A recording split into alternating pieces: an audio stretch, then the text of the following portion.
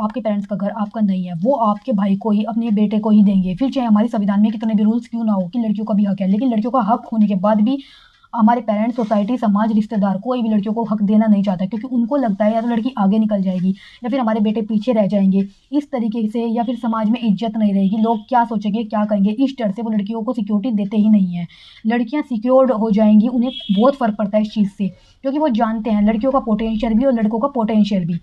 अब मैं बात हो जाती है शादी के बाद, अगर उनका हस्बैंड अच्छी खासी जॉब कर रहा है, अच्छा कमा रहा है, या फिर उनका हस्बैंड अपनी यानी कि आपकी रेस्पेक्ट कर रहा है, तो उसको आपको रेस्पेक्ट मिलेगी। लेकिन अगर आपका हस्बैंड के अंदर किसी भी तरीके का ऐब है, वो स्मोकिंग कर रहा है, अल्कोहल ले रहा है, वो अच्छी सैलरी नहीं है उसकी, उसके पास कुछ भी नहीं है, तो जो इल्लाज होते हैं वो आपको एज ए मेड यूज करते हैं, आप काम करती रहती है। हो सकता है वो आपको प्यार से बोले, क्योंकि आप वहाँ पर काम कर रही हैं, वो आपको प्यार से बोलेंगे बोलेंगे वो कि आपका ही घर है। लेकिन जब आपका हस्बैंड आपको छोड़ देता है, कोई भी इंसिडेंस हो सकता है लाइफ में, तो वो आपको निकाल देगा। और आजकल के टाइम पर तो ये देखा जा रहा है कि 21st सेंचुरी है, तो ये देखा जा रहा है कि अगर लड़की के पास लड़का भी हो तो भी ससुराल वाले रखते नहीं है, उन्हें लड़के का भी लालच नहीं है। वो इस बात से भी उन्हें फ़र्क नहीं पड़ता है कि उनका पोता है या पोती है, इस तरीके से वो इस चीज़ से भी छुटकारा पा चुके हैं, इससे भी उन्हें कोई फ़र्क नहीं पड़ता। और हैरानी की बात तो ये होती है कि लड़की के माँ बाप जो होते हैं वो प्लॉट बेच देते हैं लड़कियों की शादी के लिए, लेकिन प्लॉट कभी नहीं बेचते लड़कियों को इंडिपेंडेंट बनाने के लिए। अगर एक लड़की 5 लाख रुपए अपने पेरेंट्स से मांगती है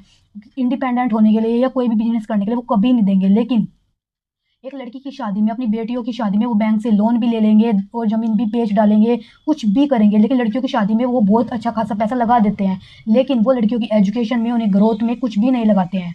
और हैरानी की बात ये होती है, उन्हें लगता है कि लड़कियों की शादी करने के बाद उनकी जिम्मेदारी खत्म हो चुकी है, जबकि जिम्मेदारी बढ़ जाती है। जब लड़का जन्म लेता है तो डेकोरेशन कराई जाती है, लेकिन जब लड़की जन्म लेती है तो डेकोरेशन क्या, लोगों के मुंह बन जाते हैं कि एक और बेटी आ गई। कैसे निश्चिंत हो सकते हैं कि लड़का ही कमा कर देगा, लड़की नहीं कमा सकती। अगर लड़का ही चाहिए होता है तो लड़कियों को क्यों रखा जाता है? सिर्फ इस वजह से रखा जाता है कि लड़कियां एज ए मेड पहले अपने माँ बाप के लिए घर में काम करेगी और फिर एज ए मेड आफ्टर शादी काम करेगी। सिर्फ 2 रोटी पाने के लिए वो अपने माँ बाप के पास रहती है, फिर 2 रोटी पाने के लिए वो अपने हस्बैंड के पास रहती है। माँ बाप के पास रहकर भी उसको फाइनेंशियल सिक्योरिटी नहीं मिल पाती, और शादी के बाद भी उसको फाइनेंशियल सिक्योरिटी नहीं मिल पाती। माँ बाप होते हैं वो अपने बेटे को प्रॉपर्टी देते हैं, उसे फाइनेंशियल सिक्योर्ड करते हैं लाइफ में, और जो ससुराल वाले होते हैं, सास ससुर होते हैं, वो अपने बेटे को सिक्योर्ड करते हैं लाइफ में खड़ा होने के लिए। अगर वो बेटी होती है तब भी वो सिक्योर नहीं है, बहू होती है तब भी सिक्योर नहीं है। माँ बाप सोचते हैं कि लड़की को कब निकाला जाए और कब हमारे बेटे के हाथ में आए, और ससुराल वाले सोचते हैं ये बहू है, बहू ही बनकर रहेगी, ये हमारा बेटा कि कहाँ जाए, कोई भी प्रॉब्लम आने पर लड़की कहाँ जाएगी।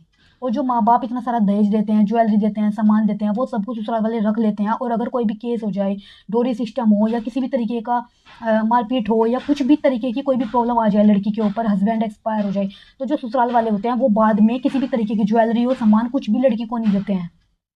फिर चाहे वो लड़की किसी भी तरीके से मांग ले, लेकिन इसमें कोई भी कुछ भी नहीं कर सकता है, क्योंकि माँ बाप लड़की के हाथ में नहीं देते, वो ससुराल वालों को ही देते हैं। अगर माँ बाप लड़की को फाइनेंशियल सिक्योर कर देते या लड़की की शादी में जो लगाते हैं पैसा या दहेज देते हैं, उसकी जगह अगर वो एक ज़मीन का टुकड़ा दे देते। अक्सर देखा जाता है कि आजकल के टाइम पर शादियों में 20-25 लाख रुपए तो आराम से लग जाते हैं, कम से कम। तो 20-25 लाख का एक प्लॉट, एक ज़मीन भी आ सकती है, ज़्यादा नहीं, बड़ी छोटी सी तो आ सकती है, इससे वो सिक्योर हो जाएगी। लेकिन नहीं, माँ बाप सिर्फ इस चीज़ को देखते हैं कि लड़की को कैसे निकाल जाए, त्योहार पर कैसे बुलाया जाए, और ससुराल वाले देखते हैं कि बहू आएगी, घर का काम करेगी। जब तुम अपने 24 साल के लड़के को नहीं संभाल सकते, तो तुम एक अनजान लड़की जो अभी तक आई भी नहीं है, आप उससे उम्मीद कर रहे हो कि वो आपको बेटे को संभालेगी। और लड़की के माँ बाप को भी मैं बोलूँगी कि आप अपनी लड़की के लिए सोचते हो कि आपने अपनी लड़की को इंडिपेंडेंट तो नहीं बनाया, और आप सोचते हो एक लड़का जिसके खुद के सपने होते हैं, खुद का परिवार, खुद के माँ बाप, खुद के भाई बहन, खुद की जिम्मेदारी और खुद का खर्चा भी होता है, वो उसको संभालेगा। और फिर आप सोचते हो आप अपनी बेटी को, जिसकी खुद की जिम्मेदारी तो आप निभा नहीं पाए, और आप सोचते हो कि आप उसे उसके ऊपर डाल दोगे कि वो इंसान पूरी ज़िंदगी उसको संभाल कर रखेगा, उसका खर्चा उठाएगा। आपको सबसे पहले अपनी बेटी का खर्चा खुद वो उठाए, ऐसा बनाना चाहिए। आपको उसको फाइनेंशियली सिक्योर्ड करना चाहिए। अगर आप अपनी बेटी से दिन में 100 काम करवाते हो, अपने बेटे से एक भी नहीं करवाते हो, तो आप बेटियों को कुछ भी क्यों नहीं दे रहे हो, बेटे को ही क्यों दे रहे हो?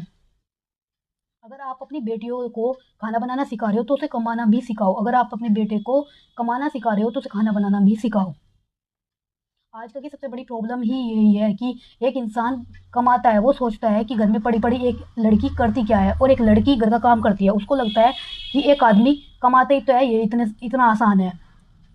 प्रॉब्लम यहाँ नहीं है, प्रॉब्लम हमारी सोसाइटी में है। और जिन लोगों की बात करते हैं कि लोग क्या सोचेंगे या इज्जत, ये कुछ भी नहीं सोचेंगे, लोगों को फर्क ही नहीं पड़ता तुम हो ना हो। खासतौर से एक औरत को लोग कुछ भी नहीं समझते। एक औरत को सिर्फ यूज किया जाता है, कभी माँ बाप के थ्रू, रिश्तेदारों के थ्रू, समाज के थ्रू, रिलेटिव्स के थ्रू, हर चीज के थ्रू। एक औरत को ये समझना चाहिए कि उनकी लाइफ के लिए सुंदरता नहीं, उनकी फाइनेंशियल सिक्योरिटी जरूरी है, उनकी हेल्थ जरूरी है। सबसे ऊपर अपनी हेल्थ को रखो, अपनी फाइनेंशियल सिक्योरिटी को रखो, इससे ऊपर कुछ भी नहीं है। और यही लाइफ टाइम काम आता है। रिश्ते, लोग ये नहीं, ये छोड़कर चले जाते हैं जब आपका वक्त बुरा आता है।